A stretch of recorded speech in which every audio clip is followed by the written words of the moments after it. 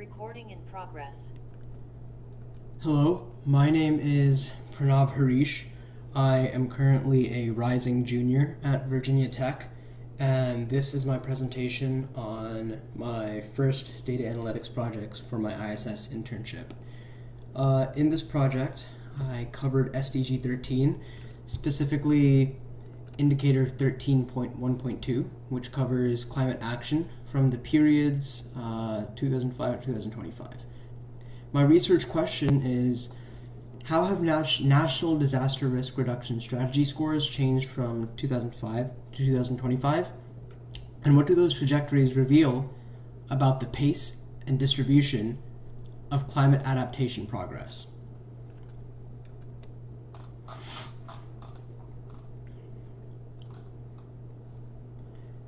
The dataset comes from the UN Global SDG Indicators database and contains 790 observations across 141 countries, covering the period from 2005 to 2025. At a high level, the results show significant improvement, but that improvement is not evenly distributed across countries.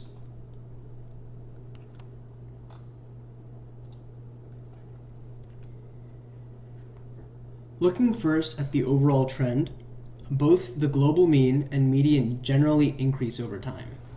The mean rises from about 0.48 in 2005 to 0.94 in 2025. The median follows a similar path, especially in the later years. Showing both the mean and median is important because the mean can be influenced by a few unusually high or low performing countries. Since both measures generally move upwards together, the improvement appears to be relatively broad, rather than being driven by only a small number of countries. However, the reporting coverage changes substantially from year to year. Some years contain data from far more countries than others, so changes in global average should be interpreted carefully. Overall, though, the long-term trend suggests that national disaster risk reduction planning has become more widely adopted.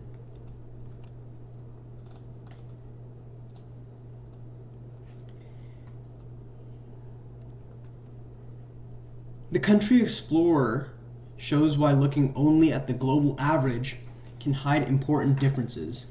For example, Bangladesh begins with a score of about 0.88 and increases gradually to 0.95. This is a relatively small increase, but Bangladesh was already starting from a high level. When we compare several countries together, the trajectories look very different. Some countries show steady improvement, while others make much larger jumps from relatively low starting points. This shows that a country's current level of readiness and amount of progress it has made are two different things. A country can currently score very highly while showing only modest improvement, while another country can make major gains but still remain below the highest performing country.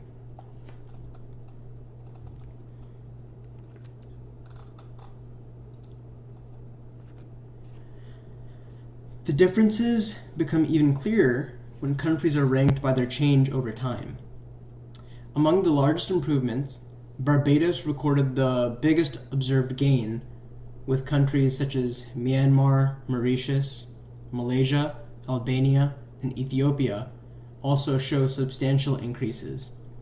At the time, several countries experienced declines in their reported score, including Saudi Arabia, Malawi, Jamaica, and others. The scatterplot helps put these results into context. The horizontal axis represents a country's latest available score, while the vertical axis represents how much that score changed from its first observation. This separates countries that are currently highly prepared from countries that have simply made the largest gains. The key finding here is that progress and current readiness are not the same thing. Some countries have improved dramatically because they started from a low level, while other countries began relatively strong and therefore had less room to improve.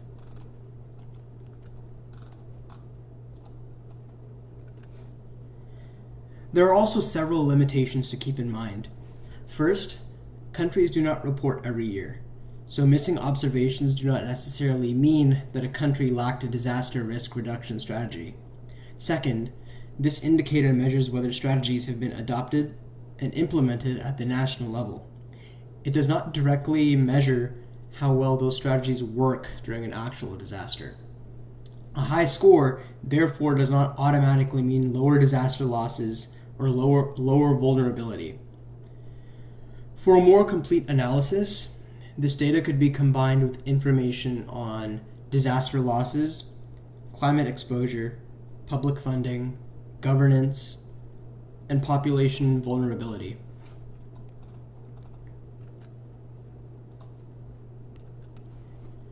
Overall, the dashboard shows a clear long-term increase in national climate adaptation and disaster risk reduction planning. Across the dataset, the average score increased substantially, and 74 countries recorded a higher latest score than their first observed score. However, the country-level analysis shows that progress has been uneven. Some countries have rapidly expanded their institutional capacity, while others have improved only slightly or experienced declines. My main takeaway is that climate adaptation cannot be evaluated using a global average alone. Looking at individual trajectories reveals both the progress that has been made and the disparities that still remain. Ultimately, adopting national strategies is an important step towards SDG 13. But the next question is whether those strategies are actually translating into stronger resilience and protection for vulnerable communities. Thank you.